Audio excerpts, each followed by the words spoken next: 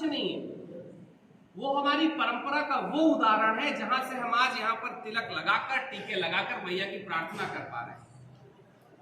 वो सनातन साक्ष्य है तो सनातन संस्कार भी है। अगर मैया के क्षेत्रों में ये जो शाश्वत परंपरा जो हजारों सालों से ऋषि मुनियों ने, देवों, गंधर्वों ने, दानवों ने, शायद ही कोई ऐसा जीव है इस ब्रह्मांड का जिसको मैया ने आशीष नहीं किया, और शायद ही कोई ऐसा जीव है जो मैया के यहां आकर प्रार्थना नहीं किया। तो ये तो उन प्रार्थनाओं की परिक्रमा है, और उन सब ने यहां पर आकर तीर्थ बनाए। राम जी भी यहां पर आए, हनुमान जी भी आए, यहां पर नल और नील आए, कृष्ण जी की गोपिकाएं आई, बड़े बड़े योगी आए, ऋषि आए, संत आए, साधु आए, सन्यासी आए, सप्त ऋषियों का पूरा कुल यहां पर आकर प्रार्थना करके। अब इन लाखों सालों की परंपरा में बिल्कुल स्वाभाविक है कि बदलते हुए युग में उन शाश्वत इतिहास का हमारा थोड़ा सा भूल जाना स्वाभाविक है। लेकिन अगर हम उस इतिहास के उस महत्वपूर्ण साक्ष्य को भूल गए, हम सब और आने वाली पीढ़ियां, आप सबको तो, हमको भी कुछ थोड़ा मोड़ा पता है, अगर हम उस साक्ष्य को भूल गए तो हम सनातन इतिहास के बहुत बड़े महत्वपूर्ण साक्ष्य को भी भूल जाएंगे, क्योंकि वहीं से वो सारी परंपराएं निकल कर आती हैं जो हम आज इस राष्ट्र में चाहते हैं। चाहे वो सहभोजन हो, चाहे वो सेवा की परंपरा हो, चाहे वो परंपरा हो जहां पर बड़े कमजोर लोगों ने कहीं ऋषियों, सन्यासियों के लिए कहीं आश्रय भी दिया था और आशा भी दी थी कि आप लगातार यहां आते रहे, हम आपके लिए मौजूद रहेंगे। तभी ऋषि लोग आए और यहां पर बड़े बड़े यज्ञ और हवन। असल में ये वो इतिहास है जिसके बगैर मैया की परिक्रमा मुझे लगती है थोड़ी सी अधूरी हो जाएगी। अगर उन इतिहास के, और मैं इसे इतिहास इसलिए कहता हूं क्योंकि कई लोग तो कहते हैं कि हमारी पुराणों की गाथाएं हैं, कहानियां हैं। मैं इतिहास कहता हूं क्योंकि इतिहास में साक्ष्य मौजूद होता है। अगर हम इन सनातन इतिहास के आसपास परिक्रमावासी नहीं पहुंच पाए तो धीरे धीरे करके परिक्रमाओं का जो लाखों साल से स्वरूप है, उस स्वरूप में हम अपने लाखों साल के इतिहास को भी भूलते चले जाएंगे।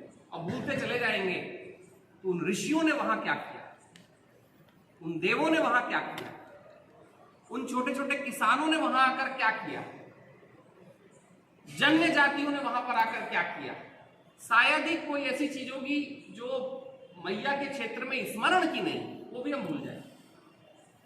मेरा एक मैया से एक प्रार्थना की है मैंने, मैया ने उस प्रार्थना को स्वीकार किया। कम से कम वो साक्ष्य मैंने, और जगह जगह पर मैं जहां जहां जा रहा हूं मैं वहां के लोकल लोगों को अगर वो इतिहास से परिचित नहीं है तो मैं बताने की कोशिश कर रहा हूं। एक कोशिश मैंने जितेंद्र जी को जरूर कही है, जो हमारे परिक्रमा के संयोजक है, कि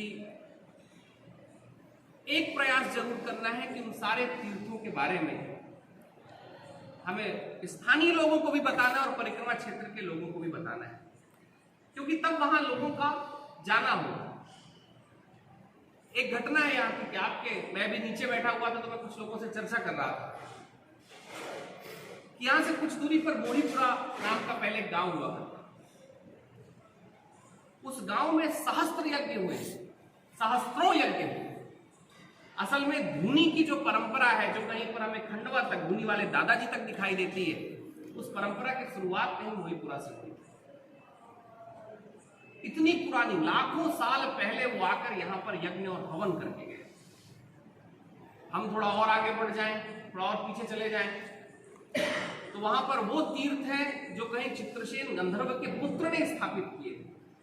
और ये हमारा इतिहास है। मैं इसके प्रति इसलिए चिंतित हूं कि जब मैं जवान लोगों से मिलता हूं, कुछ, मैं युवा हूं तो बहुत सारे युवा लोग आते हैं और अभी से नहीं 10-15 साल से आ रहे हैं, तो कई बार सवाल करते हैं कि विवेक जी, गुरु जी, हम ये सब चीजें सुनते हैं कहां, हमारे इतिहास में वो चीजें हैं कहां। और बड़ी महत्वपूर्ण घटना है कि मैया के क्षेत्रों में वो इतिहास आज भी सुरक्षित है। जहां पर कहीं पानी नहीं आया, और पानी भी आता है 3 महीने बाद वो इतिहास खुल के हमारे सामने आ जाता है, हम उसकी पूजा अर्चना कर सकते हैं।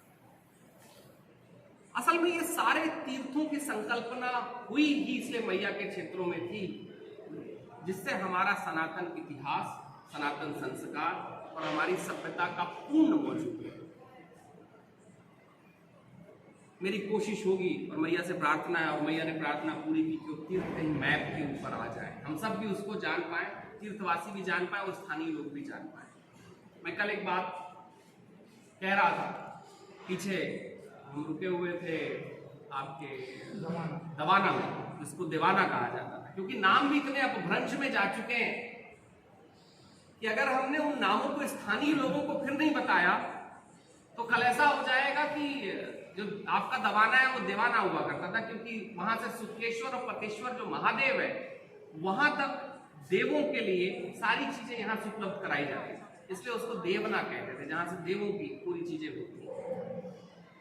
तो वहां मैंने एक बात और कही, और मैं चाहूंगा कि ये बात और हो, क्योंकि परिक्रमा के क्षेत्र में मुझे ऐसा लगा कि ऐसा हो रहा है कि बहुत सारे लोग सिखाने की कोशिश कर रहे हैं कि आप क्या ना करें। मेरे देखने में आया, मुझे लगता है कि परिक्रमावासी एक काम जरूर करें, हम लोग सब मिलकर ये करें कि हम ये बताने की कोशिश न करें कि आप क्या ना करें, बल्कि ये बताने की और ये करने की कोशिश करें कि हम परिक्रमा के क्षेत्र में क्या कर सकते हैं। हम केवल क्या यहां से परिक्रमा करके निकल जाएंगे कि यहां नए परिवार बनाते चले जाएंगे। हम परिक्रमा के क्षेत्र से क्या यहाँ भोजन प्रसादी करते हुए चले जाएंगे, यहाँ हम ऐसे परिवार बनाते हुए चले जाएंगे जहां पर भोजन प्रसादी हम भी कराते हुए चले जाएंगे। भारत में यही संस्कार मैया के क्षेत्रों में था, यही वैभव मैया के क्षेत्रों में थे। अभी मेरे देखने में आया, और पिछले कुछ दिनों से और ज्यादा उसकी खबरें मुझे आ रही हैं कि कुछ पहले और कुछ बाद में चलने वाले लोग बताने की कोशिश कर रहे हैं कि परिक्रमा क्षेत्रवासी क्या ना करें। तो मेरा आग्रह है आप सभी से, जो क्षेत्रवासी हैं, कि आप लोग दैवीय कार्य कर रहे हैं। सबसे बड़ी जरूरत हम सब की है कि इस दैवीय कार्य को अनुभूति के साथ हम स्वीकार तो कर लें कि भाई यहां चल भी इसलिए पा रहे हैं क्योंकि रोटी, कपड़ा, मकान और जल आप सब उपलब्ध करा रहे हैं।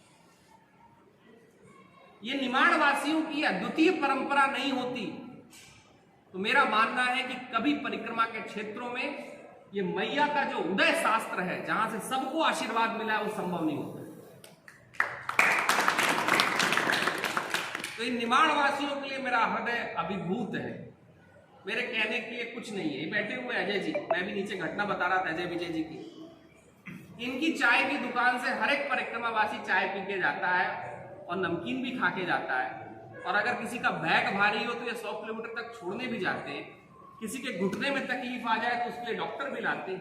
ये एक उदाहरण है निमाड़ क्षेत्र का, ऐसे हजारों लोग हर एक गांव में। हमको धन्यवाद देना चाहिए, हमें आशीर्वाद देना चाहिए, हमें प्रेम के साथ बैठ के उनके साथ परिवार की कल्पना करनी चाहिए कि हम कैसे पूरा भारत मैया के क्षेत्रों में आ रहे हैं। शायद सनातन परंपरा में मैया का क्षेत्र ऐसा है कि गांव गांव से होकर पूरे देश के लोग आ रहे हैं। हम एक बहुत बड़े अद्वितीय सनातन परंपरा के परिवार का नया उदय कर सकते हैं, जहां कोई जाति नहीं है, जहां पर मन में कोई भेद नहीं है। नहीं तो आप ट्रेनों में सफर करिए और आपको कोई चाय पिलाए तो आप 10 बार सोचेंगे चाय पिए या नहीं पिए। मैया के क्षेत्र में आप कोई घर के अंदर बुलाए ना बुलाए, आप खुद चले जाएंगे कि हम सो सकते हैं क्या, वो सुला देगा। ये स्वभाव भारत का था, जहां पर मन के अंदर कोई वैमनस्य नहीं था। मैया और मैया का ये क्षेत्र भारत के जो स्वर्णिम काल है उसका आज भी उदाहरण है। हम सब परिक्रमावासी जो यहाँ परिक्रमावासी बनकर आते हैं, इस स्वर्णिम उदाहरण को बाहर बता सके। हम ये काम करें, हम ये ना बताएं कि आप प्लास्टिक मत फेंकें, ये मत करें, वो मत करें। बहुत सारी सीख दी जा रही है। मुझे लगता है मैया के क्षेत्रों में सबसे बड़ी गंदगी फैलाने वाले परिक्रमावासी हम ही लोग फैलाएं। जो बिस्किट, चिप्स, जगह जगह पोहे मिल रहे हैं लेकिन फिर भी बिस्किट चिप्स के पैकेट चलते हैं। आप तो बता सकते हैं, मैं नीचे कह रहा था कि अगर आप यहां से लेकर ओंकारेश्वर तक की यात्रा करें उल्टी, तो आप हर एक पथ में बना सकते हैं कि कहां परिक्रमावासी बैठा था, क्योंकि उस जगह आपको प्लास्टिक पन्नी पन्नी बिस्किट की झाड़ियां मिलेंगी।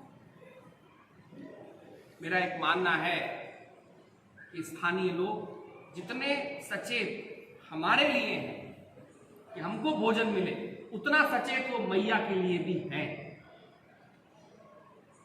हम बताने की कोशिश न करें कि आप क्या करें, हम ये सीखें कि आप क्या कर रहे हैं, हम उसको कैसे लेके दूसरे क्षेत्रों में ले जाकर कर सकते हैं।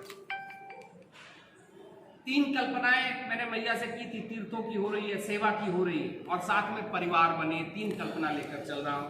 मेरे पीछे और मेरे आगे चलने वाले लोग ऐसे परिवार का उदय कर सके, तो बड़ा आनंद। आप सभी निमाड़ वासियों को बहुत बहुत आशीर्वाद। नर्मदे।